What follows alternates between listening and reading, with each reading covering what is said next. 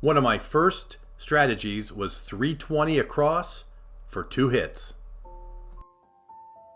Welcome to my new viewers. To my subscribers, welcome back. My name is Mike. This is my channel where I look at, review, and try different craps strategies. Thanks for joining. Hey everyone, it's Mike. Welcome back to my channel.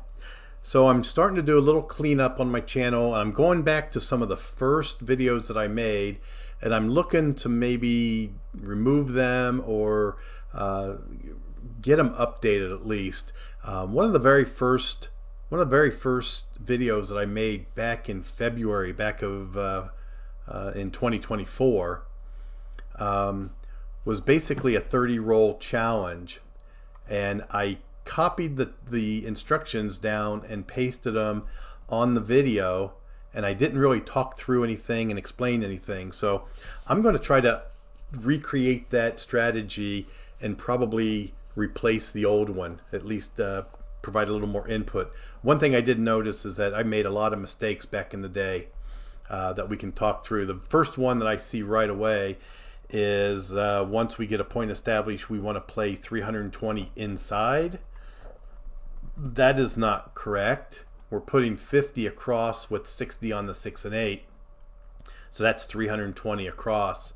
And when you're playing $320 across and you're using a $500 bankroll, you're only giving yourself enough bankroll for less than two rollers, which we don't want. So that's a mistake too. So I'm going to redo this video, and I'm going to at least start with a $1,500 bankroll, and I'm going to start with a 320 across strategy for 2 hits. Each hit would pay $70, and after the second hit, if I can get to that point, we'll regress down to a 110 inside, which is $25 inside, 30 on the 6 and 8. And the point here is after that second hit, you're now playing with your winnings. I say here you're playing with house money, and a lot of people don't like that term because it's not the house's money, it's your money. So you're playing with your winnings. Okay, so let's go ahead and get this set up. I'm going to try and start with a $1,500 bankroll. I'm going to have my turbo mode turned on, and I will follow everything else the way it works, and that basically is to wait for a point to be established. So let's go ahead and get a point.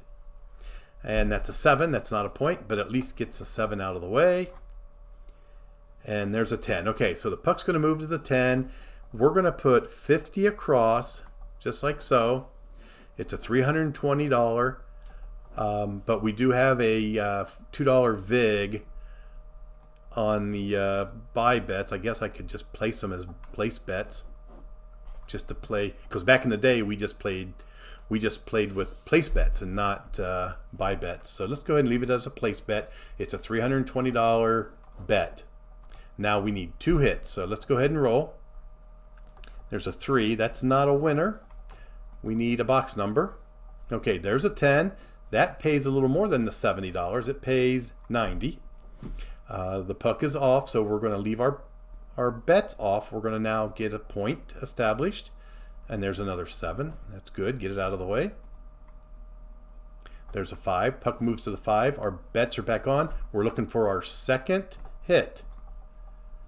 And another 10. So now we have $180 in winnings to play with.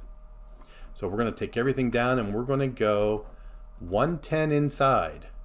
According to this strategy, it's a 110 inside. And I would normally collect and then start pressing, or maybe collect and then first get my 4 and 10 placed and then start collecting and pressing the inside numbers. There's an option down here. If you want to, you can throw $10 in the field, and now you're kind of looking a little bit more like an iron cross. And the way I like to play that strategy is to make sure I have a 3-to-1 ratio from the field bet to the place bet. So my minimum is 10, so I think I would just knock this down to $10. That way I have a 1-to-3 ratio. And what I'm going to do is I'm going to try to get my 4 and my 10 placed. So there's a 5. There's $20 winner. So with the $20 winning, I won 35, but I lost the 10 in the field. So maybe I shouldn't play the field until after I get the 4 and 10. It's up to you. But I do have $25. The puck is off. Let's get a point.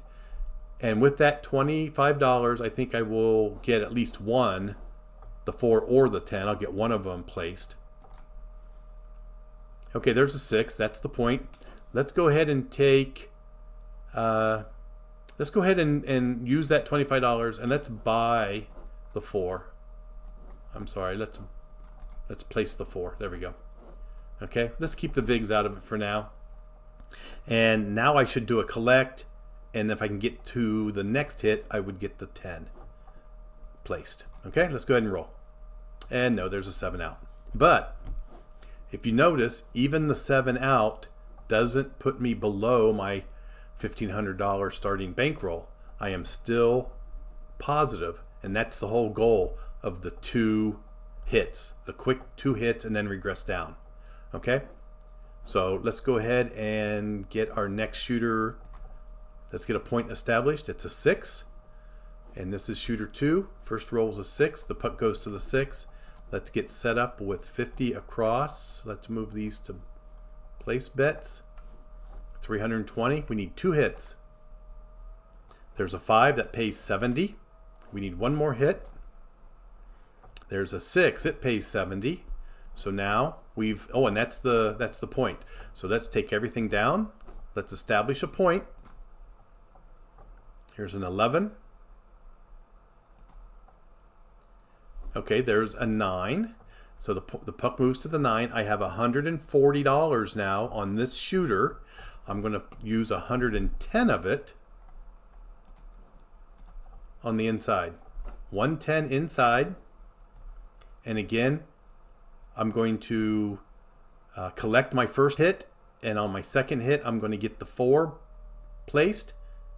And then I'll get the 10 placed. So let's get one hit here to collect. And nope, it's a 7 out. Okay. But again, if you remember, I was up $70 with shooter 1, and I'm up $30 for shooter 2. So I'm up 100. So I have not fallen below my initial $1,500 starting bankroll. So what that means is I've been able to at least get by my first 2 rolls after the point's established. That's the vulnerability. That's the hole.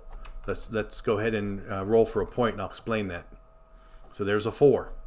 Okay, so it's at this point here that you put your 320 across that you're vulnerable, because you have 320 of bets on the table. If you rolled a 7 here, or on your second attempt of your second hit, you roll a 7, you'll go negative. Okay, so that's what we're trying to avoid. There's a 6 that pays $70. That's our first hit. We need one more hit. Another 6. So now we have 2 hits at 70 each, $140 to play with. We take that down and we put 110 inside. So even though I've got $240 in my rack, you stay with the strategy, because at this point we are using our winnings. So we will not go negative on this shooter. We cannot go negative on this shooter because we have 140 in winnings and we're betting 110. Okay, and there's a 7 out. So we're getting 4 rolls. Let's look at the shooters here. So shooter 1, we earned $70. Shooter 2, we made $30. And shooter 3, we only rolled 4 times, but we still made $30. The key is to get by those first 2 rolls after the point's established. Okay, let's, how are we doing on time? We're at a little over 9 minutes. Let's try one more shooter. So let's go ahead and get a point established. There's a 12. There's an 8. Okay. Puck moves to the 8. Let's go ahead and get set up. 320 across. Right here. If you tell the dealer 50 across, He'll set you up 320. He'll go ahead and cap your 6 and your 8 for you. And there's our first 0.7 out. So we rolled an 8. The puck moved to the 8. That was our point. And our first roll was a 7 out. We lose 320. Okay? So now we are definitely negative. We have $1,310 in our bankroll out of our initial $1,500. So we now have to dig ourselves out of this hole. Let's go ahead and get a point. And we're not going to ladder up. We're not going to do anything outside of this strategy. We're not going to do any other variations to try to get those winnings back quickly. So now we've got the point is a 9. Let's go ahead and set up 50 across. Let's get 2 hits here. There's a 6. That's our first hit. That's a $70 winner. And then a 7 out. So first time we did a 0.7 out. Here we did a 0.1 roll and then a 7 out. So those are your 2 vulnerability points. So now we're down 440. We definitely need some work to do here. I would start with a point. It's a 9. Let's go ahead and get set up. 50 across.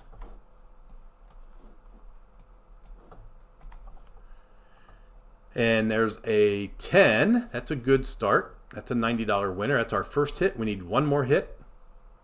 Here's a 3. And there's a 7 out. So we started off good, but our last 3 shooters have all fallen into the vulnerability of the strategy. And that is to roll a 7 while we have $320 in bets out on the board. So obviously, this is not a strategy that you want to use if the table is rolling a lot of very short rolls, 0.7 out or 0.1 rolling out. So we're down $670. But I think this is a good explanation of how the strategy works.